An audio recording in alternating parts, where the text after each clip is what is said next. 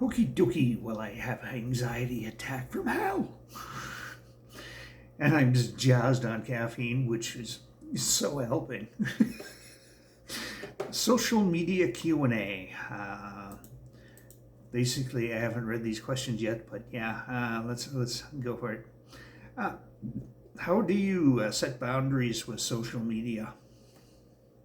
Set boundaries with people on social media. Uh, I try not to go on. Sorry, I'm this close to barfing right now. The tea didn't go down well. It didn't. It's upside my stomach badly. Anywho, I try not to go on while I'm in bed at all. If I can't sleep, I'll get up and sit in the chair and go on, but no, not in the bed. Not in the bed. Also, it goes on quiet mode so that people can't hit me with chat.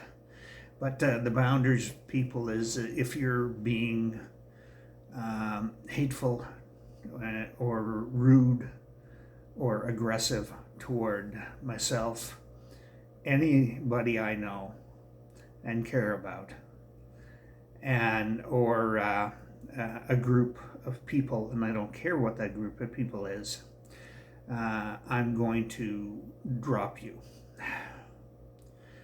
Unless the group is literally fascist. Unless that. So yeah, and trust me, they exist. How do you recognize when social media is causing you to feel poorly? Compare yourself. Compare yourself or impact your mental health. That would be compare yourself to other people in a negative light, I'm assuming. Impact your mental health. I don't think it's ever impacted my mental health, to be honest. But it has caused me to feel poorly a few times because I've seen very sad things on it. And that affects me because I'm very empathetic toward people. So when somebody's family member dies, I feel their pain, basically. Not as much as they do, of course. That's not possible. But yeah, I do feel very badly for them. So yeah, I guess maybe it has worsened a depressive state now and then. But yeah, compare myself? No way.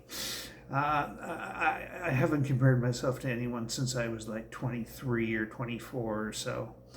And I haven't looked back. It's not worth it.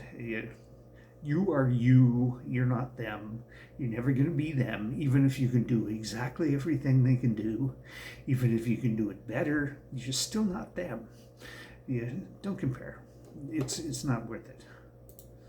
What benefits does social media bring you? Connectivity with people. Otherwise, I'm literally sitting here by myself, thinking way too much, and watching way too many movies and all that. It's just it's beneficial to my well-being, I think. Connecting with people keeps me level and happy and at peace. So, how can you use social media to experience more connection and more joy?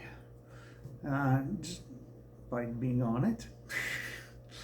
If you're trying to use it to do anything other than connect with people, you're doing it probably wrong unless you're doing it for a company. But if you're doing it for yourself and you're trying to get something out of it other than friendship, you're doing it wrong. And it's just that simple. So yeah, and the joy just comes because my friends are great people. It took me a while to weed out all the bad people, but yeah, it happened, and I'm very happy on social media now. So yeah, How can you bring balance into your online and offline experiences? Um, they're separated for me. This is me, my life here and now in this thing and the online. These people are my friends. They are like family to me, but it's separated to me. So I think the balance is very easy. You just don't spend your entire day on social media. You don't spend every waking moment on it.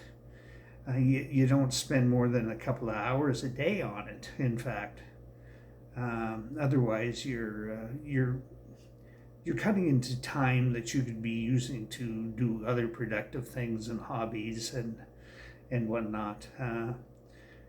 Social media addiction can be very soul crushing and very damaging, and it just destroy people's lives basically. So yeah, how how to bring that balance? Just set rules as to how long you're going to be on.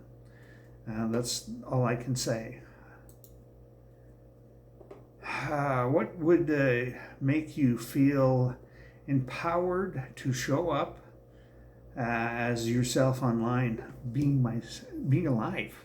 I am myself online. I am myself all the time.